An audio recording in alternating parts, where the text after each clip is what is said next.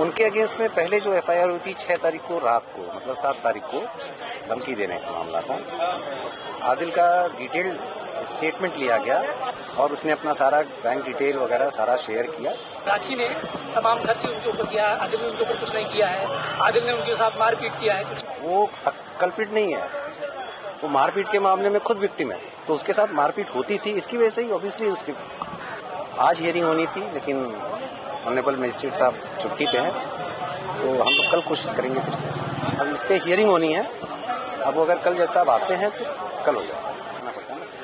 Hello sir, Adil जी को jail custody हुई है, क्या प्रथम दृष्टया क्या किस आधार पर किस मेरिट पे वो जेल भेजा गया? देखिए, जुडिशियल कस्टडी इसलिए होती है जब ऑनरेबल कोर्ट को ये लगता है कि पुलिस कस्टडी का अभी कोई जरूरत नहीं है, कोई रिक्वायरमेंट नहीं है, और जो भी फर्दर इन्वेस्टिगेशन होनी है वो इन्वेस्टिगेशन पुलिस जो है अक्यूज की एब्सेंस में भी कर सकती है।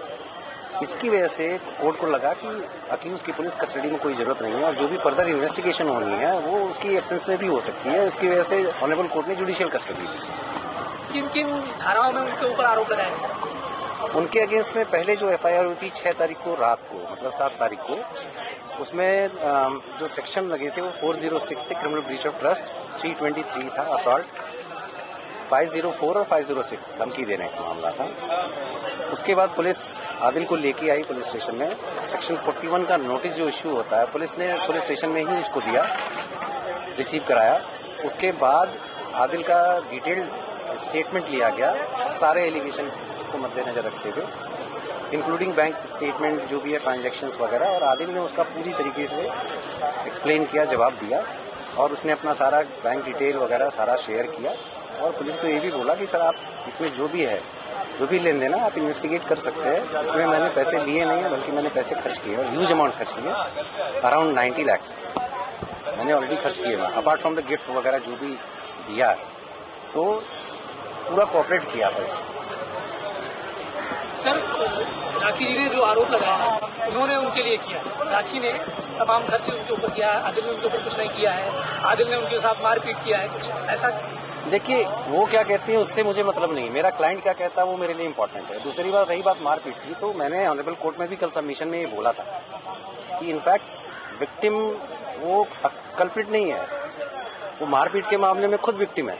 उसकी बॉडी में पूरा कितनी जगह पे चोट के निशान है। वो जब मेडिकल हुआ था तभी मैंने उसको बोला भी था कि आप मेडिकल एग्जामिनेशन, मैंने कोर्ट में भी सबमिशन किया था कि इसकी बॉडी पे इतने मार्क्स हैं, मेडिकल एग्जामिनेशन के टाइम पे ये सारी चीजें आनी चाहिए कि जो इंजरी हुई है कैसे हुई है, कितनी पुरानी है। तो उसके साथ मारपीट होती थी, इसकी वजह से ही ऑब्वियसली उसकी इतनी चोटें आई थी। सर, क्या आपने बेल के लिए अप्लाई किया है?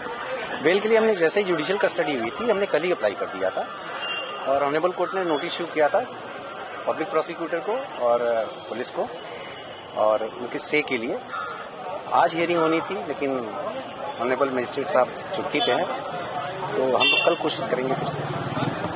अच्छा सर, नेक्स्ट हियरिंग के बाद में अगर कोर्ट ने मना कर दिया बेल के, तो आपका क्या प्रोसीजर होगा? देखिए, पहला तो हम कॉन्फिडेंट है कि हमको यहाँ से बेल मिल जाएगी ऑन मेरिट्स, जो भी है केस के उसको देखते हुए। इन केस अगर यहाँ से रिजेक्ट होती है तो ये है हमारे पास में ऑप्शन है ऑनरेबल सेशंस कोर्ट को अप्रोच करने के लिए।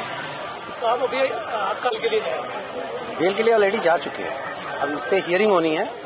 अब अगर कल जज साहब आते हैं तो कल हो जाएगा। आदिल से आप मिले, उनका क्या रिएक्शन था? मतलब आदिल का रिएक्शन यही था कि मतलब थोड़ा सा इमोशनल था, आज पेरेंट्स को अपने मिस कर रहा था, और बाकी यूजुअल जो भी है मैटर से रिलेटेड डिस्कशन। परिवार से कोई आने वाला कुछ जानकारी है?